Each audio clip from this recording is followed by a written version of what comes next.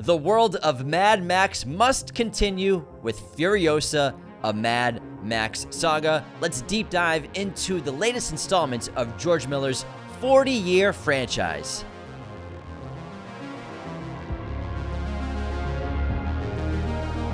What is up, movie friends? Do you have it in you to make it epic? Welcome back to Raiders of the Lost Podcast, the ultimate film and TV podcast, and we're finally reviewing the long-awaited prequel to Mad Max Fury Road. We have Furiosa, a Mad Max saga, and I'm telling you, it did not disappoint. I saw it in Cambridge in IMAX, the one IMAX screen around here.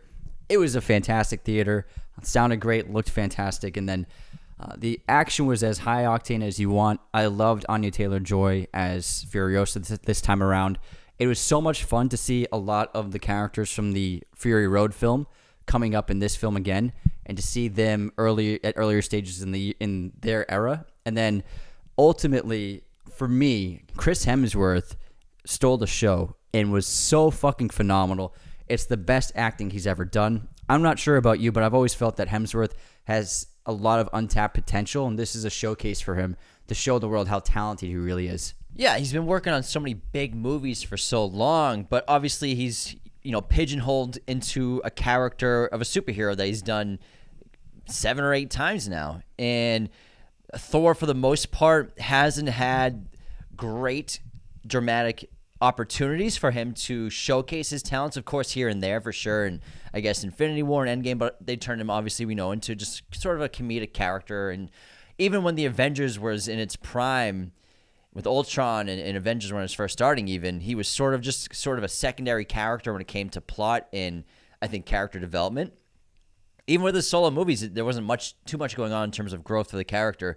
So to see him do a role that was completely out of the norm with him, complete antithesis to what we've seen him in as usual as a superhero movie, but also I love playing with the red cape to kind of harken back to Thor. I don't know if that was in the arts for the character for Dementis, because obviously he's this very false prophet-like figure. He's wearing this white robe, but then it gets red from that red smoke grenade, and it looks like he's a demented Thor in a lot of ways, plus with the post-apocalyptic weapons they have in the Mad Max world. It looks like it was playing on Thor, making his character and Thor just turning him into a crazy villain, which I think was a lot of fun. But he really was terrific. And then Anya Taylor-Joy as a younger Furiosa from Charlize Theron's in Fury Road, I think was really exceptional.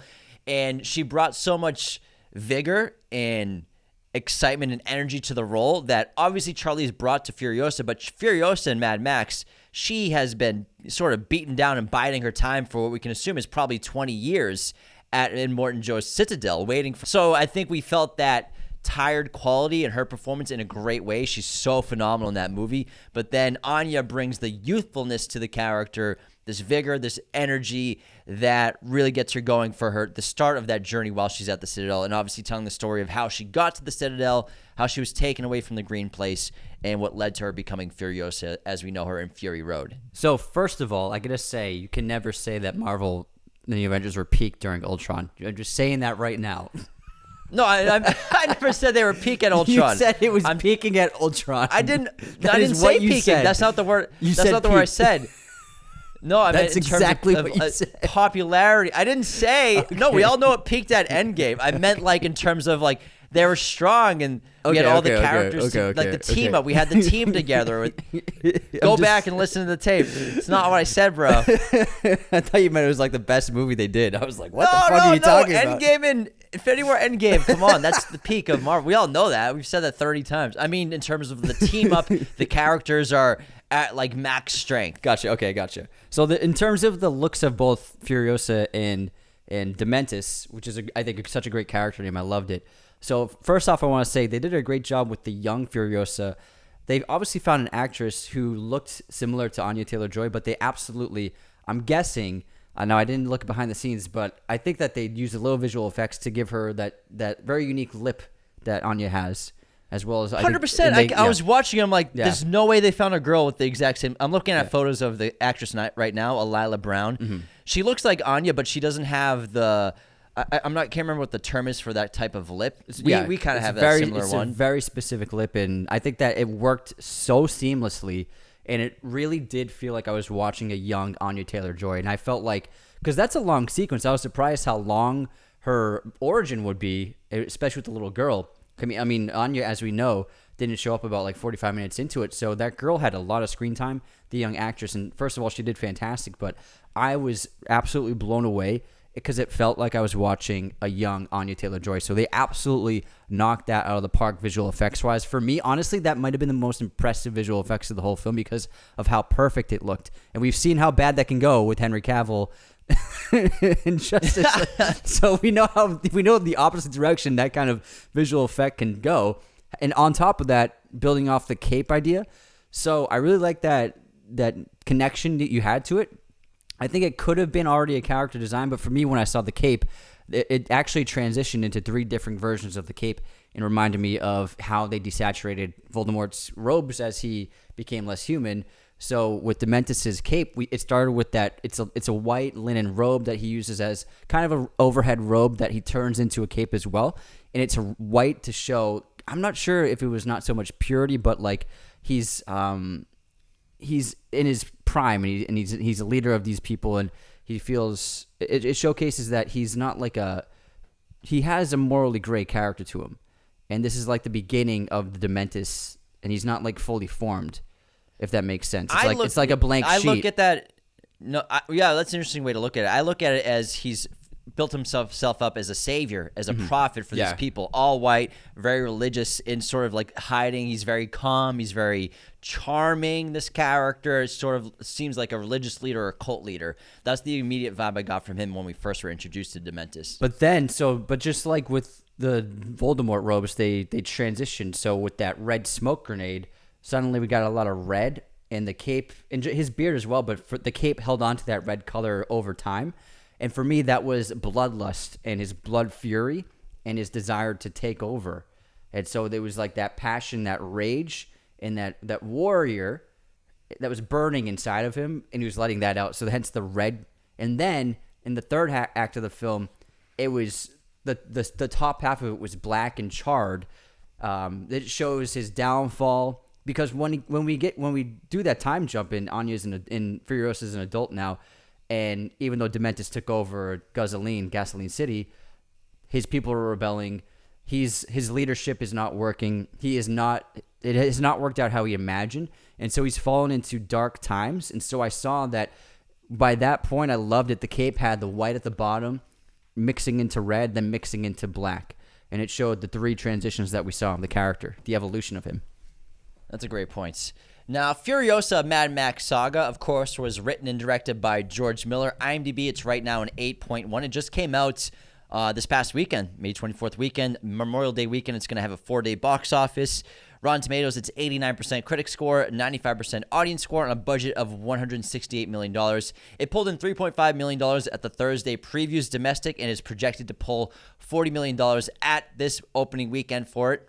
Now, a quick synopsis. As the world fell, young Furiosa is snatched from the green place of many mothers and falls into the hands of a great biker horde led by the warlord Dementus. Sweeping through the wasteland, they come across the Citadel, presided over by the Immortan Joe.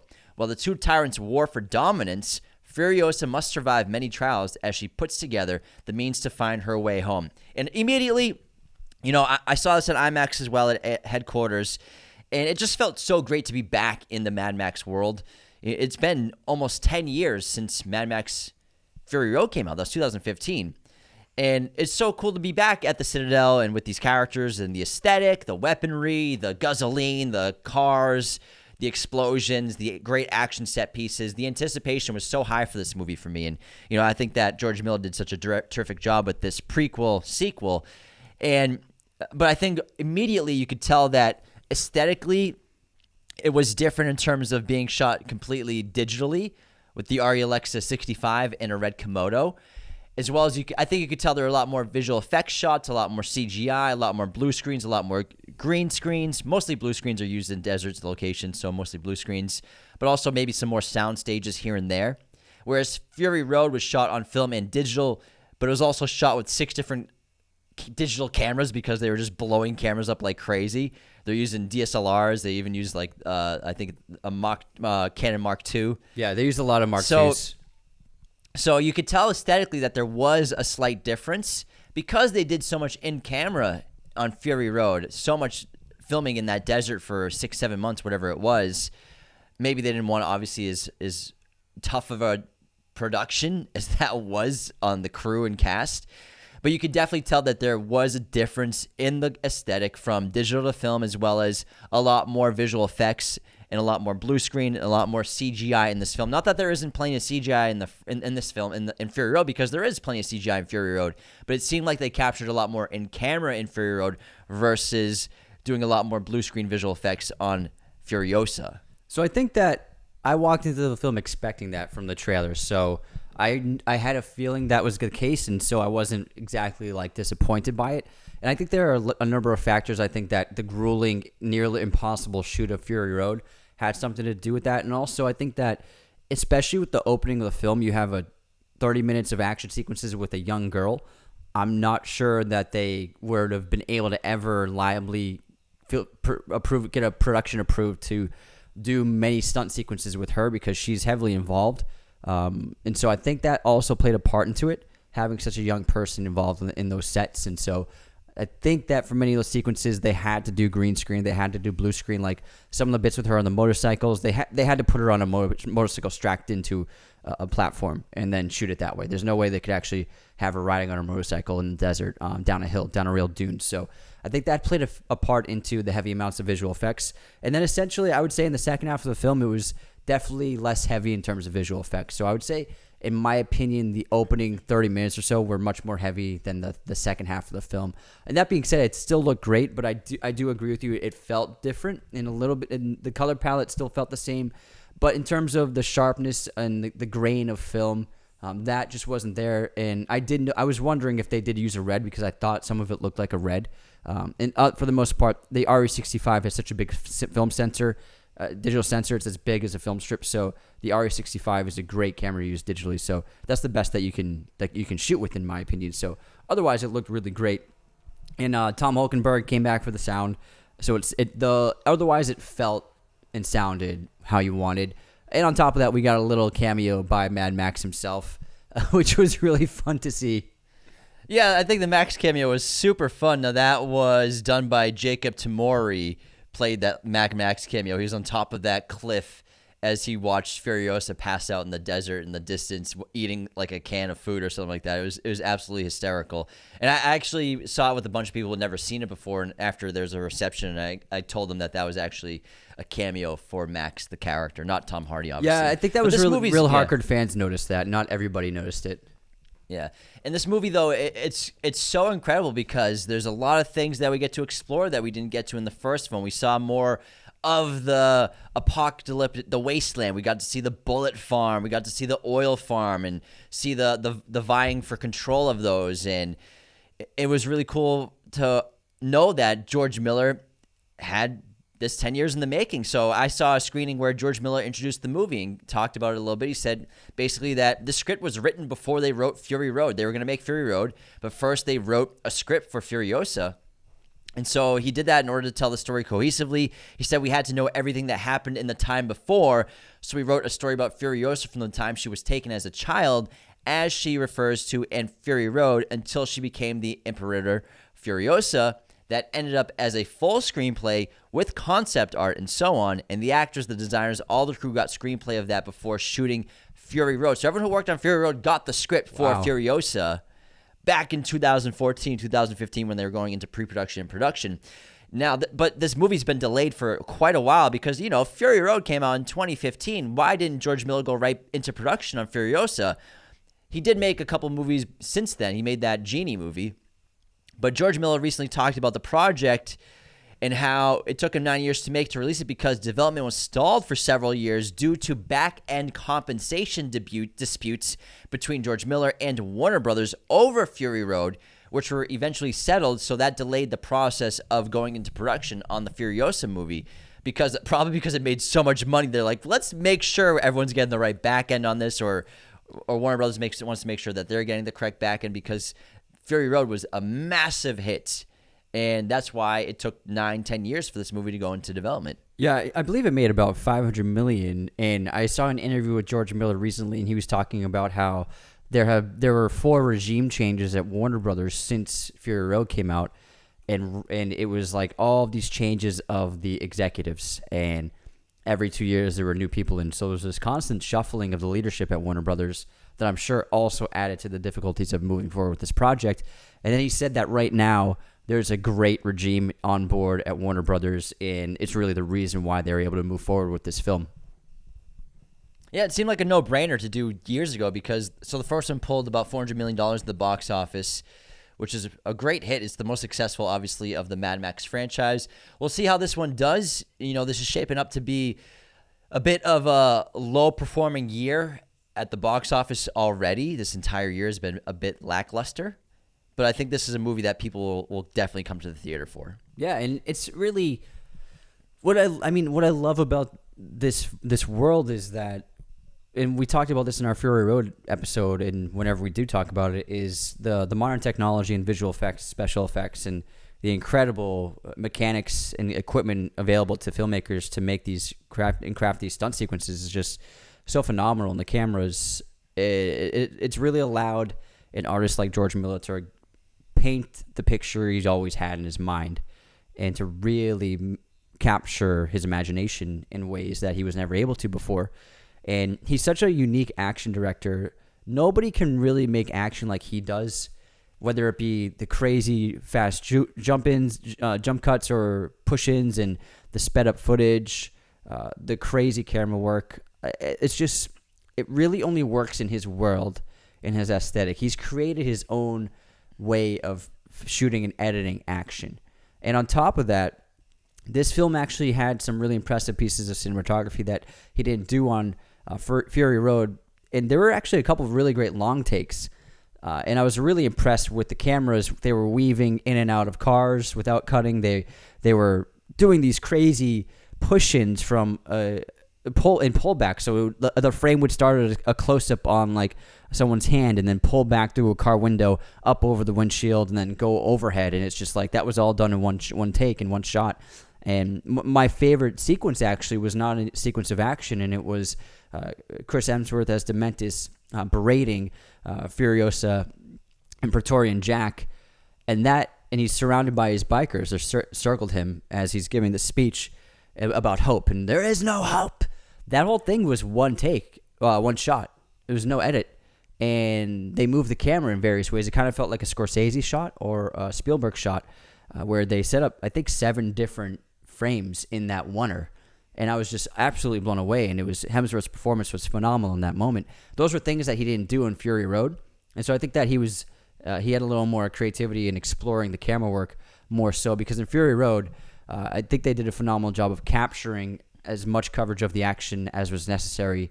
And then the Oscar-winning editing just made that film fly. And it was just a phenomenal piece of editing. But I think that he gave himself a little more leeway in terms of being a little more creative with the camera work. And I would say the average edit was much longer in this film than in Mad Max. But they still center framing most of the time, and you never felt like you were confused or had any, and you never felt overwhelmed. You felt like the audience, as an audience member, you always knew what was happening in the action, which is so hard to pull off with action sequences like this. It's a great point to talk about the evolution of the style and the filmmaking process on a movie that broke so many grounds when it came to practical filmmaking. And even though it's a prequel to Fury Road, I love how when we're on the war rigs and war parties and doing action sequences, George Miller came up with new things to do, new ideas of combat, of action, to make it feel fresh. And I think that was really clever, specifically with sort of like these helicopter gangs that were chasing after the war rigs with those propeller flying rigs that they would link on and hook on to the war rigs to try to connect to. I thought that was really cool. Parachutes to add something new to it, as well as the weapon that the Citadel team developed for the back of the war rig, that spinning sort of death trap that would take out any party that was on one of those parachutes or flying rigs to come after them. So I think it was cool to, even though it's a prequel, add new things to it that we hadn't seen.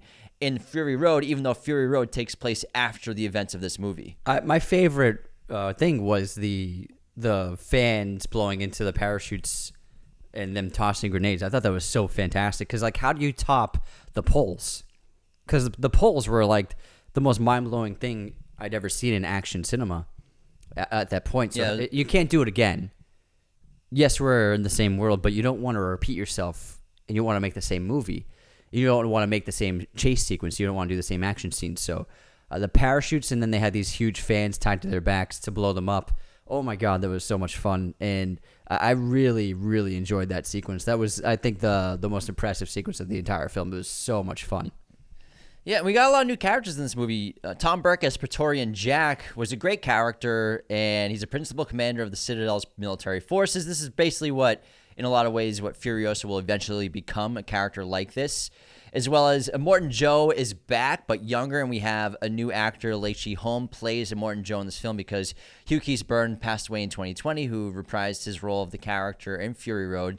So obviously it's a prequel, but we have Josh Hyman in Rictus Erectus. And I believe Rictus Erectus, he's the same actor, it looked like, from Fury Road, isn't it? Yeah. I believe. So that's the same actor, but also we have younger versions of the Bullet Farmer. We have different people and warlords that they had to cast for the characters as well. We have different war boys. We have Quaden Bales, Daniel Weber as the main war boys, Elsa Pataki as the Volvani general, and John Howard as the People Eater. Angus Sampson as the Organic Mechanic, who I believe is also in Fury Road as well, reprising that role, a younger version of it.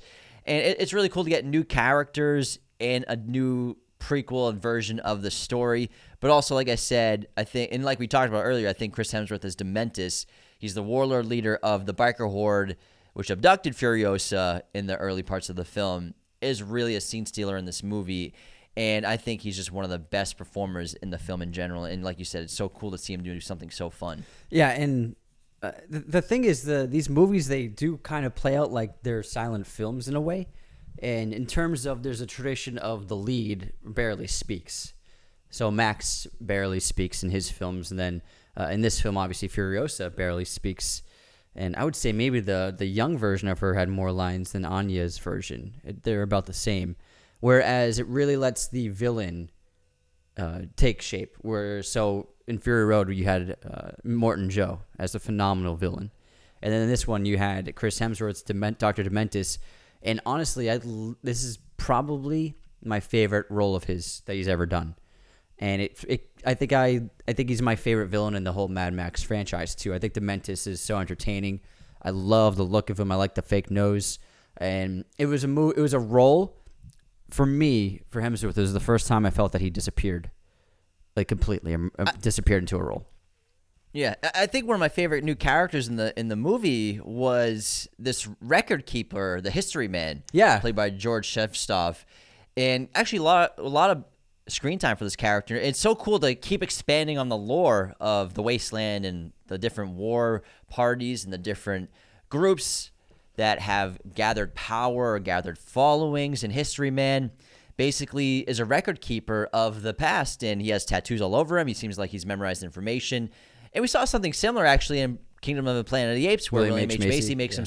They both are kind of a similar character, where they make themselves useful for the leader of that gang to stay alive. And it's actually it was very, very funny that both movies, which came out a month apart in the same month, have a very similar scene where they're both talking to the young female character, saying, "If you make yourself useful, this person will take care of you. The leader will take care of you." Whether it's Dementis, or if it's in Apes talking about Caesar, Proximus Caesar, Proximus will take care of you. So I found that pretty funny correlation between those two movies. And also a very similar aesthetic to Dune, with Lady Jessica with the tattoos all over her face and body, which we saw a glimpse of in Dune Part 1. Mm-hmm. And then we saw eventually, as she becomes Reverend Mother of the Fremen in Dune Part 2, the face tattoos, an awesome aesthetic. But again, we did see a glimpse of that in Dune Part 1 back in 2021. I know I try to bring this movie up as much as I can, but I did feel some connective tissue to Lawrence of Arabia with this film.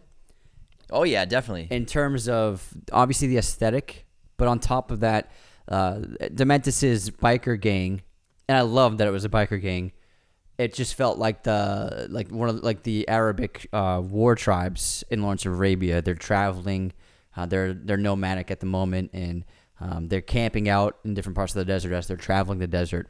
And so when I saw these huge bodies of motorcycles, it reminded me so much of the shots of all of the camelback and horseback riders of Lawrence of Arabia, where we have these giant, massive shots of the desert, and then the motorcycles are just little specks on the ground, on the earth below, because we're so far away. And so I felt so excited as I watched this film, because it felt in many ways like it was definitely referencing and pulled inspiration from Lawrence of Arabia. I'm not sure if you felt the same. Definitely, specifically the first time we saw Dementis with the white wardrobe, which is obviously similar to the tunic and wardrobe and robes given to Lawrence in that film by the Arabics after he's earned their trust of saving the man left behind in the deserts, going back for him, and they put him in the new wardrobe. It reminded me so much of that aesthetic. And also, Dementis reminded me in terms of the charisma and sort of this secret intelligence of Prince Faisal in Lawrence of Arabia, and also sort of the aesthetic with a similar looking beard and nose. So I felt like Alec Guinness's character. Alec Guinness's character, Prince Faisal. I felt that there was definitely connective tissue with that character and Dementis in this film. Obviously, Dementis, a much more morbid, evil, sinister version of a leader of people, whereas Prince Faisal wants what's best for his people in that movie and trying to, try to maintain sovereignty over his people and control over his lands, and as well as making a deal, obviously, with the English and French in the world, in their country. But and uniting the tribes.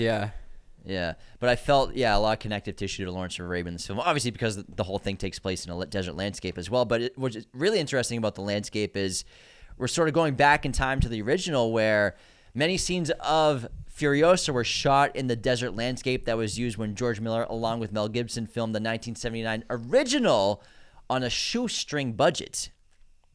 Oh, no way. So going back to the roots. So because Fury Road wasn't actually filmed in Australia. All the Mad Max movies are filmed in Australia. However, Fury Road, they went to the desert for obviously scouting purposes to film there, but there was unusual amounts of rainfall that year, in the previous year, and it was very green, lots of vegetation, so they couldn't use it for the desert to film Fury Road, so they had to go to a different desert in a different country. But Furiosa was filmed in Australia. And with Hemsworth having so much, not just screen time, but dialogue, it just felt right to have an Aussie with so much to say in a Mad Max movie, because Fury Road, I would say Furiosa had the most dialogue, and obviously with American accent. So I thought it was really fun to get another Aussie into the mix in terms of a major role. Yeah, and so going back to the dialogue that Anya Taylor-Joy spoke, so she has only about 30 lines of dialogue in the film, which isn't a ton. It's more than Tom Hardy had in Fury Road. And she recently spoke to the New York Times and said she would often spend months on set without having spoken one line, doing all the action, doing a lot of the stunts, and just doing many of the scenes, explaining, "I've never been more alone than making that movie. I don't want to go too deep into it, but everything that I thought was going to be easy was hard. I do want to 100% preface this by saying I love George. If you're going to do something like this, you want to be in the hands of someone like George Miller, but he had a very, very strict idea of what Furiosa's war face looked like, and that only allowed me my eyes for a large portion of the movie. It was very much mouth closed, no emotion, speak with your eyes. That's it. That's all you have." She added, "There's one scream in that movie, and I'm not joking when I tell you I fought for that scream for 3 months. With George, it's a long game." Miller revealed the reason for Furiosa having little dialogue was simple. For him, movies should be fast. He believes that dialogue slows them down. Oh, shit. And I mean, that obviously begs to the reason why Tom Hardy had such a difficult time making Fury Road. And probably, yeah. He was saying that he was having trouble coping with what was happening every day and understanding what his character's point was, what the point of it, any of it was, because he had so few things to say. And then ultimately, I remember an interview where he said after watching the film at its premiere, he hugged George Miller and apologized because he was so difficult on set. And on top of that, I mean, we talked about in our episode that he and Theron had a horrible working relationship, and he was obviously the biggest pain to work with. And then George Miller, he, as a way of never letting that happen again, he made sure that this set was much more restrained and looked after, and nothing like that happened this time because he said it was honestly a miserable experience working with Hardy. He said it was very difficult. Tom Hardy was being obviously impossible to work with, and obviously they're all over that. But he made sure that nothing like that would happen again on this set. And I'm sure it's difficult, especially being an actor. And Anya's had so many great roles already. For something like this, where you're really not even speaking for 2 months straight, I get it. I'm sure it's tough to go into that in and out. And maybe you feel like, am I even contributing much to this? But obviously, ultimately, you just got to trust the vision of the director. And when you have someone like George Miller who's proven himself, and I really do think that Fury Road's masterpiece, that masterpiece was able, like anyone will do it. Like George Miller can get the biggest stars alive, and he'll put them through hell for 6 months, and they'll do it because he made Fury Road, and he proved that he is a one-of-a-kind filmmaker. Yeah, I think Fury Road is a very special film this century, and I don't know if he'll ever be able to top that because it's such an achievement in filmmaking and directing and writing, and it's incredible. It really is. I've never seen anything quite like it. This is a really great film. I love Furiosa a lot. This is a cool movie, and it's incredibly well made. But I feel like it's not quite what Fury Road achieved, which is one of the best movies of the century. Yeah. And I think it takes away from Fury Road to say that this movie was able to do that as well. That's just my opinion, but I still think it's an absolutely excellent film. It's one of my favorites of the year, and it's one of the best action movies of the decade for sure. But when we were talking about Fury Road, especially when they played the montage of Fury Road at the end of this film, I was like, oh my God, Fury Road is so good. I want to see it in theaters again so bad. That movie is just in a league of its own, in my opinion, and just really transcends what you can do in cinema. Yeah, I really enjoyed Furiosa, but I agree. It's not quite on the same level as Fury Road, but that's nothing against Furiosa because we're talking about in Fury Road probably...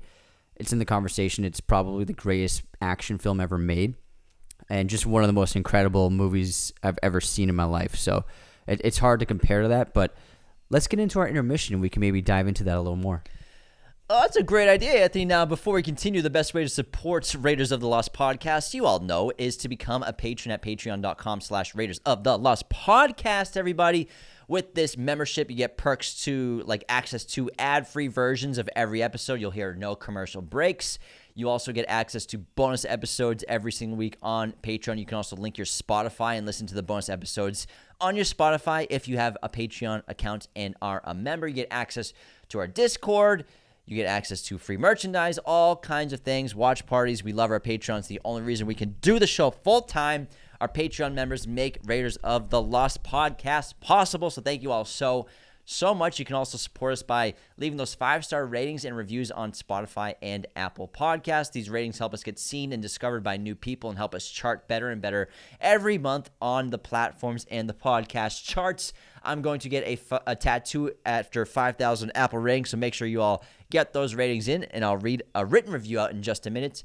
And also, another great way to support the show is just word of mouth. It's the best way for a podcast to grow organically is sharing the word of our show. So tell everyone you know about us. This episode, of course, is sponsored by our friends at movieposters.com, the #1 place to get your posters online today. Be sure to use our promo code Raiders10 at movieposters.com to get 10% off your order right now.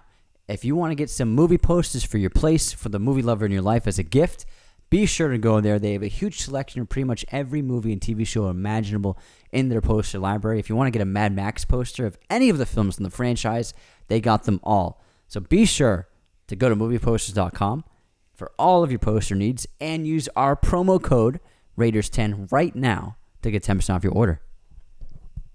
And again, if you're going to get a Mad Max poster, make sure you get a double-sided poster and then get one of these backlight frames that I have. This backlit frame is incredible. It's basically what you get in a movie theater. It's my favorite purchase I've ever made in my life. And movieposters.com hooked it up. It looks incredible on the set. If you look at my shot on the show on YouTube or on Spotify, you can see my incredible Fellowship of the Ring poster in a backlit frame from movieposters.com. Now, let's get into our intermission, Anthony. You ready? Ready. Movie quote time. What do we got? Okay. I'll be right here. Is that E.T.? Yeah. I'll be right here. Here. Nice job. That was a good one. All right, here's mine. Free will. It's like butterfly wings. Once touched, they never get off the ground. No, I only set the stage. You pull your own strings. Sounds like God in a movie. You're not far off. Is it Bruce Almighty? I can do an impersonation if you'd like. All right, sure. Free will. It's like butterfly wings. Once touched, they never get off the ground. No, I only set the stage. You pull your own strings. What the hell is that? Sounds like devil. Oh, okay. It's a devil. It's not Constantine. I don't know. Devil's advocate. Devil's advocate. Oh, that's your Pacino impression. Free will. Free will. Oh my God. You pull That's your own great, dude. strings. No, I only set the stage. Hell yeah, that's a great movie. I love that movie. That was Rosemary's Baby. Yeah, that was Charlize's big breakout in Hollywood. Yeah.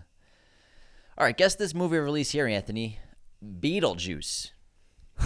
1988. 88 is correct. Yes. He's 2 for 2, everybody. 2 for 2. Question, how do you feel about the trailer? I haven't had a chance to watch it. I did not love the posters they put out, though. I watched the trailer. I don't know, man. I don't know. I'll watch it after this episode because it just got dropped yesterday, right? Yeah, they just put it out yesterday.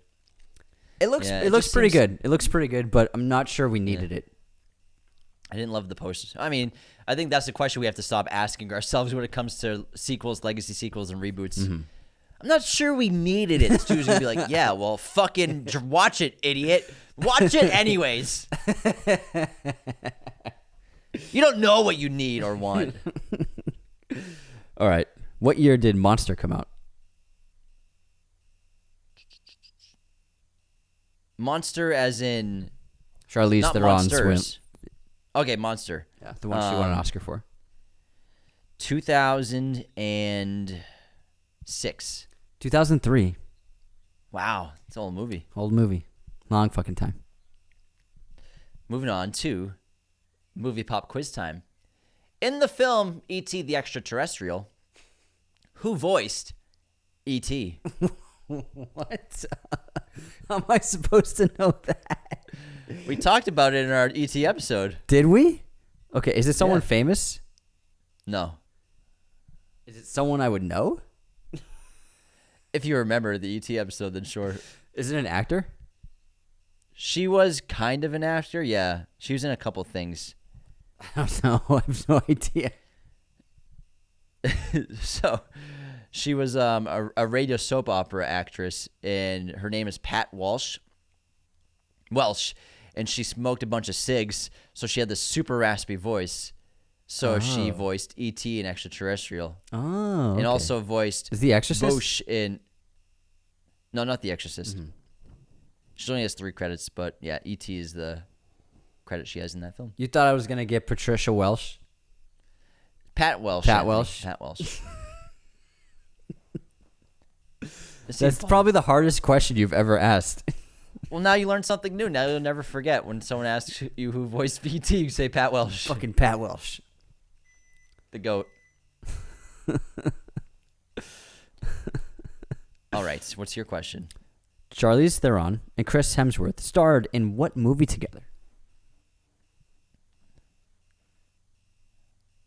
The What two of them. movie? They starred in both. They were Huh. both in star roles in this film. What? Yep. Man, you're good with these ones. I'm These ones getting always you get me. some good ones, man. You're gonna be pissed if you don't get this one. Charlize Theron and Chris Hemsworth in a movie together. In a movie. They both have a lot of screen time. Fuck, I'm blanking. I have no idea. Snow White and the Huntsman. Oh my god. She's the villain. Yeah. She's great in that movie. You know what's great? What? Unsubscribes. What do we got? Oh yeah, we got some today. All right, we got Ginger Beardman. During your movie quote competition, I was ready to unsubscribe because you couldn't get the baseball movie quote, James. I was yelling at the radio only to realize I got the movie wrong too.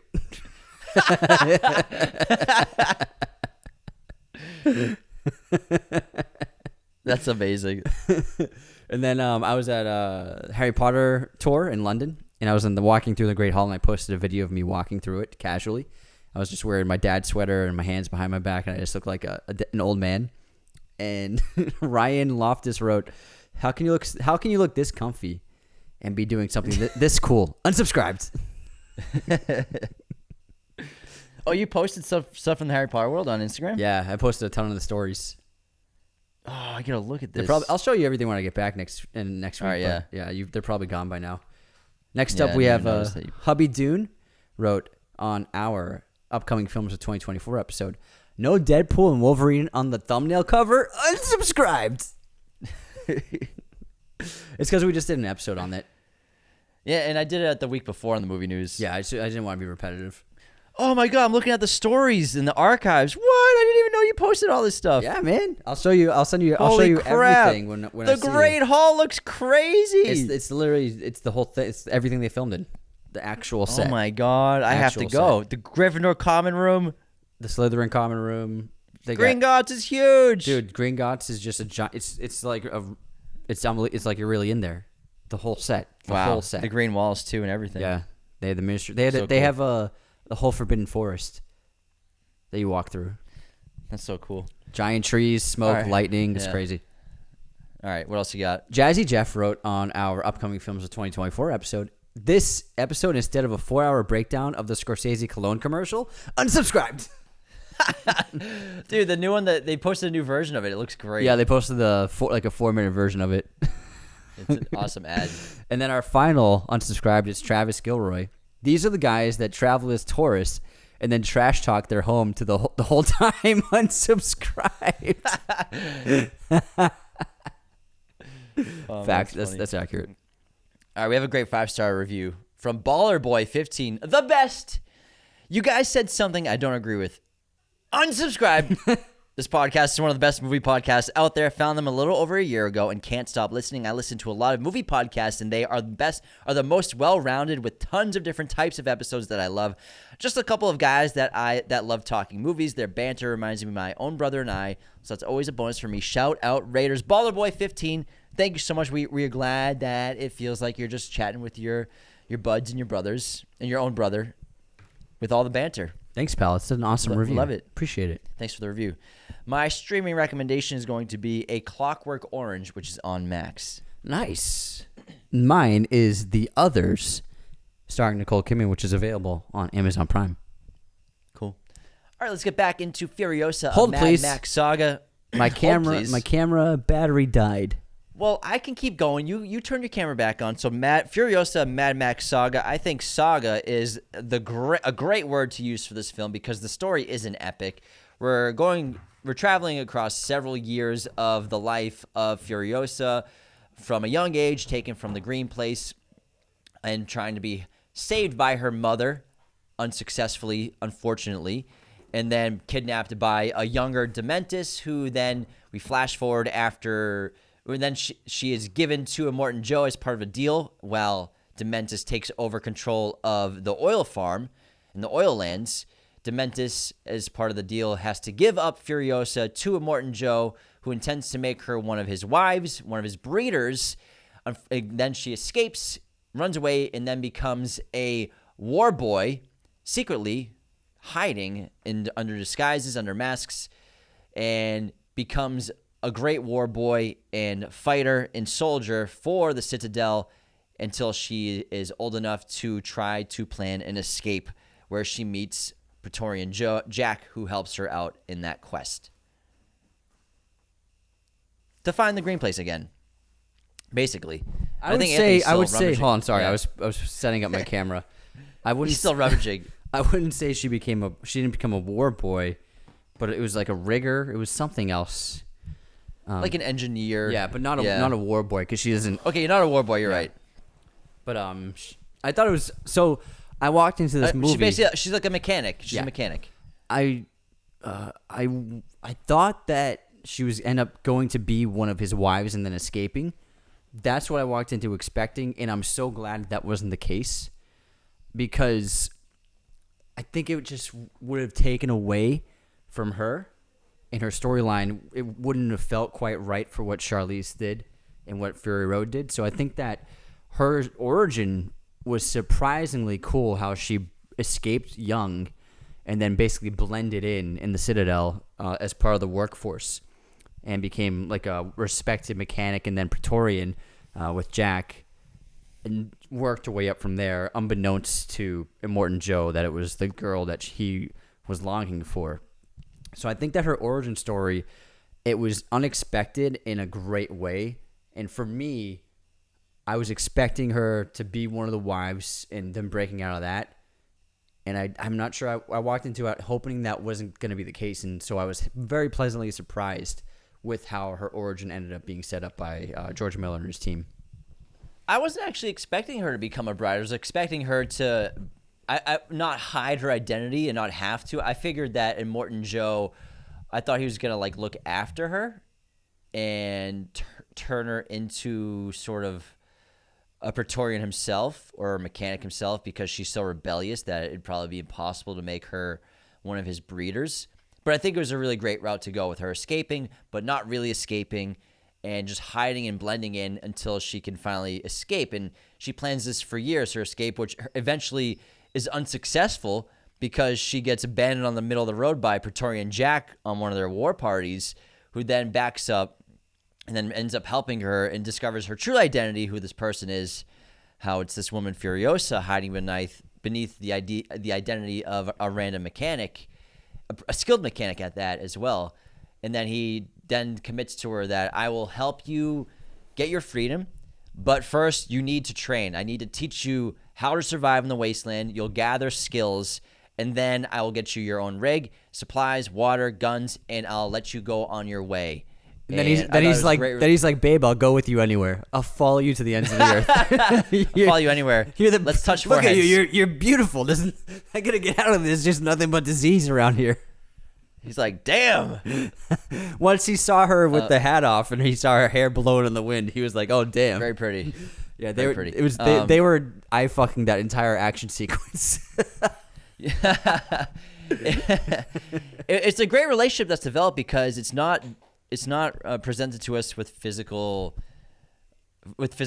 It's presented to us with just deep respect, I think, as well as understanding and a secret love in a lot of ways, which they try to pursue. And I think one of the best scenes, and maybe my favorite scene in the whole movie, is when Praetorian Jack, after they are tricked by Dementis, when they go to the bullet farm, and he gets stuck inside the walls of the bullet farm that Dementis has taken over, and he tells Furiosa to go away, to drive off without him, and he goes back and he decides to just bide time for her, and she decides to, you know what, I'm going to go save him. I can make a difference here. I can save his life. And she goes and saves him from the bullet farm from Dementis. I think that's one of my favorite scenes because it shows so much of a connection between the two characters. However, it does end poorly when Praetorian Jack is eaten alive by dogs while being dragged on a motorcycle. Yeah, there's something, because it was such a brutal torture. I was hoping to get a reveal of what happened to him. You know what I mean? Me too. I was disappointed how we never saw him again. Yeah, because we cut away with Furiosa escaping, and her escape was fantastic. How she fucked the rig up, broke off the tire, and then took off. Pulled 127 hours. Cut off her own arm. It was amazing. I love the fact that Furiosa cut off her own arm. I thought it was great. It's not the first time we've seen that in cinema, obviously, the 127 hours, but I was curious throughout the film. I honestly forgot that she's supposed to lose an arm. Yeah. And then I was like, oh, wait, how's it going to happen? And then the tire crushes her arm, which I thought was great to start off with. So you could obviously her bones have just been shattered inside of her arm, which gives her the opportunity to just rip off her arm from that rig that she's been tied up to. So obviously some conveniences are there, and he ties up the broken arm rather than the good arm. which is an odd choice for someone who's captured someone. Why not tie up their good arm and leave their broken arm to the side? I think he did it as a way of torturing her and giving her torture. And yeah, pain. because he says because the guy Dementis's guy, he originally was tying up the good hand, and then the Dementis made him tie up the injured hand. I think to cause her pain. Yeah, and so, but also I think from the perspective of Furiosa, it's probably best not to see what happened to Praetorian Jack, just that he's gone. Yeah. And when you look at it from her perspective, it does make sense from that end. Okay, question about her arm. How do you think she cut it off? I have an idea, and I think it's something that we saw. Is this a rhetorical question? No, I'm just giving you my theory. No, but you said question. How do you think she cut off her arm? Then you went right into your own. No, go ahead. Go ahead. No, you can answer. That's why. Is it a? You can tell me if it's a rhetorical question or not. No, it's a regular question. How the fuck so do you think she did it? You actually want me to answer? America is desperate to hear what you have to say. Well, so my theory is that because her arm is complete, I'm guessing her bones are completely shattered inside of her arm. My guess is she just pulled as hard as she could.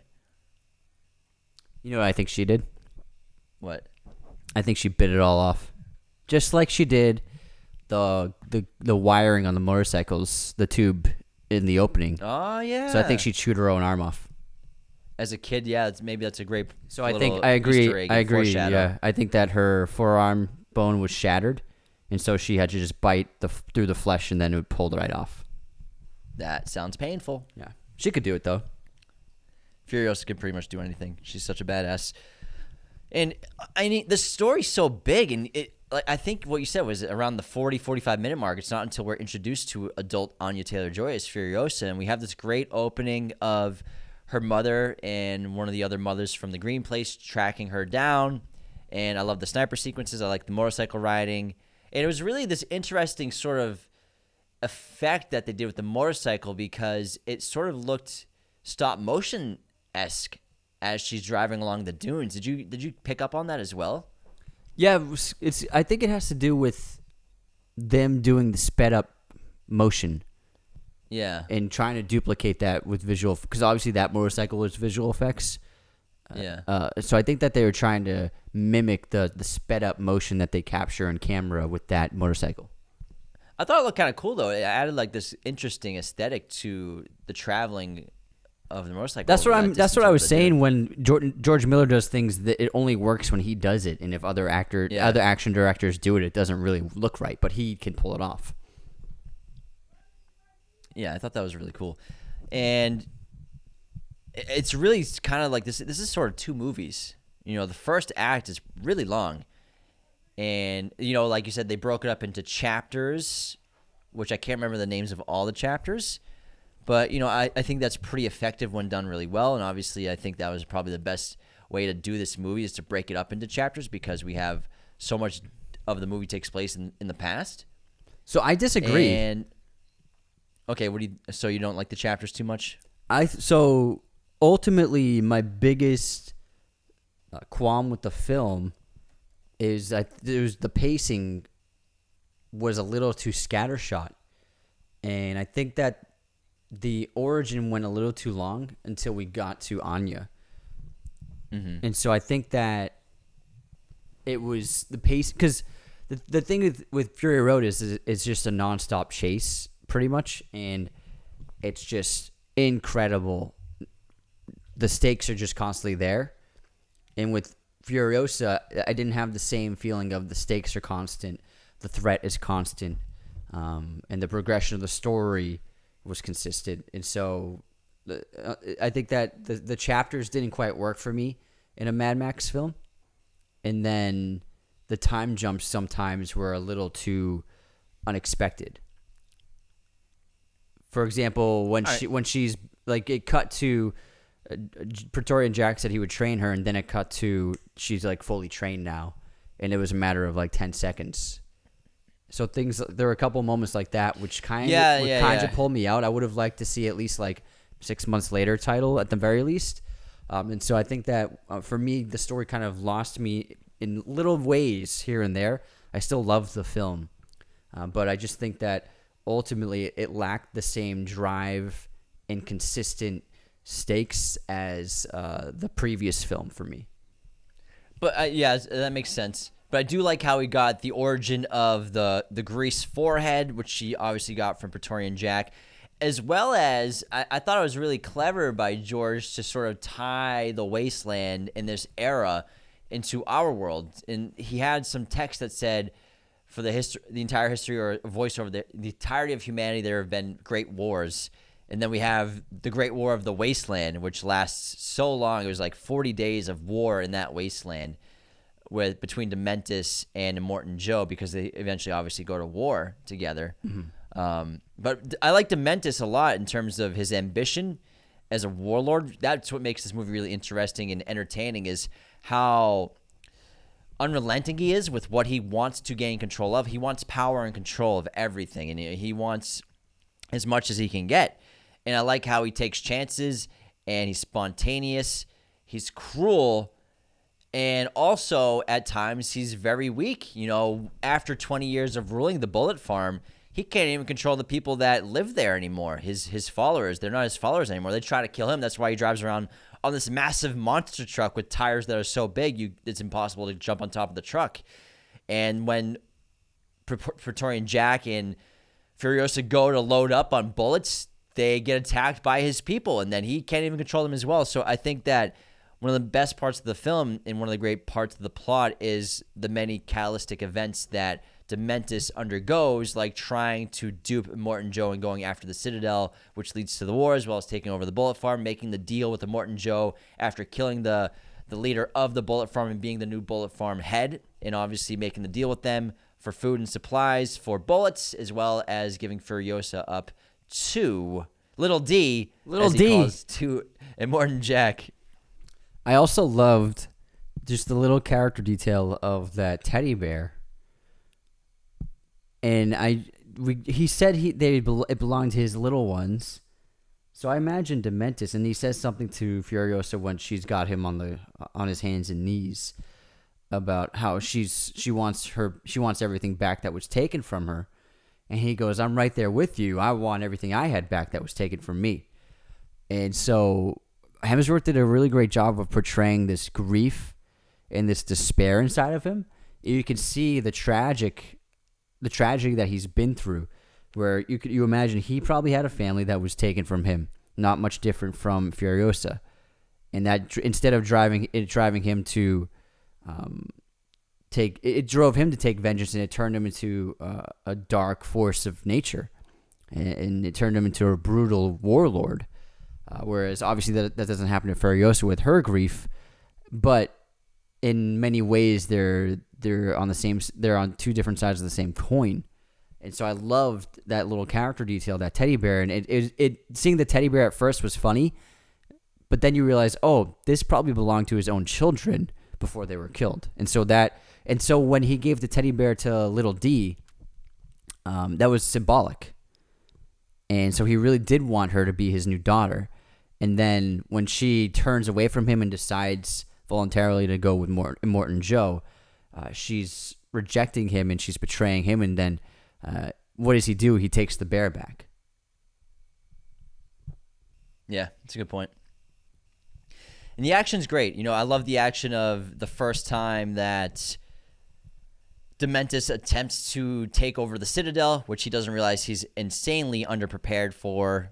And overall, we have the Great War Party attacks. We have trying to break into the gas farm, which is really cool. But we have a great 15-minute action sequence in the film, and known during production, it was called Stairway to Nowhere. And this is one of the sequences that marks a turning point for Furiosa. Now, it took 78 days to shoot this 15-minute action sequence with close to 200 people working on it daily. Miller did extensive storyboarding for the sequence until he found the right way to do it. Anya Taylor-Joy revealed that George and her would have these big conversations about why this particular set piece was so long. And it's just really incredible to see the manpower involved in making just a 15-minute action sequence of Furiosa. Took 200 people working, 78 days to shoot, and it really garners stellar results when you have great people working on your films and great crew and great cast and great stunt people and coordinators, and it speaks volumes to if you make a movie right and you do it well, you can make something special, and even though you bust your butts to do it. I love the cranes that they use, like hands, to just grab people on motorcycles. There were so many incredible moments in that sequence that were just really jaw-dropping and standout moments. And like we said, they didn't repeat themselves with Fury Road. They tried new things, and I love the war rig, and I love how we got to see the crew making the war rig, and we even got the sped up footage of them making the time lapse. The time lapse of them building it. I thought that was really neat. I wasn't expecting that, and you get to see you don't see time lapse too often in movies. Yeah, there's like the head mechanic, and it was like this team. They're like, yeah, we could do this, guys. It was great. Yeah, I mean, there's so many great details in this movie. You know, Furiosa trying to escape, and she has food and a motorcycle hidden underneath the undercarriage of the war rig, which gets sabotaged when Jax, who's leading that company, get attacked. Plus the details of these little also Easter eggs of Fury Road that are hidden inside the Citadel, and I think the characters also are Easter eggs themselves of what they end up becoming. But it was interesting, and I liked seeing the green place because we actually haven't really seen it before. We've just heard about it, and the lore of it just has expanded so much. Seeing the green place was, I think, big for audiences, and putting that in the beginning of the movie, I think, was a really strong way to start the film as well. Yeah, absolutely. I really adored it. It was a strong opening, and I wonder what the next one's going to be, because so far the details we know are it's a prequel to Fury Road, but it would be after this. So I'm just curious. I hope this movie performs well. It looks like it could make about 350 million if it gets good word of mouth, which would be a good sign for the studio to greenlight another one. Yeah, I think that the next one, based off rumors we've heard, would be focused on Max again, which I think kind of makes sense because now we've had two movies that have Furiosa as the main plot device, as the main character, really. Even though Mad Max Fury Road, at first it's a Max movie, it really turns into a Furiosa movie. And then this obviously is a Furiosa movie as well. So I would say it'd probably be best to go in a direction with Max next, because I think that people want a new Max story and to see him do something, whether it's after the events of Fury Road, which I think would probably make sense if you're going to cast Tom Hardy again, or just cast someone new as a younger version of Max and just do a whole new saga with Max and what happened to him to get him to his origins that we haven't seen or from the originals. Something new with Max I think would be cool. Yeah, I'm really looking forward to it, and I had an absolute blast. And again, if there's an IMAX screen near you, try to see this in IMAX because it makes all the difference. This film's perfect for the IMAX screen. The format and the sound and audio is phenomenal. Hell yeah. All right, everybody. That wraps our episode on Furiosa, a Mad Max saga. Thank you so much for tuning into this episode on Spotify, Apple, YouTube, wherever you listen to us. We appreciate it so much. Make sure to leave those comments, likes, subscribes, do it all. Leave those 5-star ratings and reviews. Become a patron at patreon.com/Raiders of the Lost Podcast. And take care, everybody. See you next time. This episode was executive produced by our chosen one patrons, Cody Moen, Andrew Hagan, Becca Keene, Benjamin Cook, Calvin Murphy Griggs, Nicholas Martin, Darian Singleton, Tyler McFly, Andrew Hagan. Our chosen one patrons are our biggest supporters. Thank you so much. Raiders of the Lost Podcast is a mirror image production. Sound mixing done by Jacob Kossler. Opening music by Chase Jackson.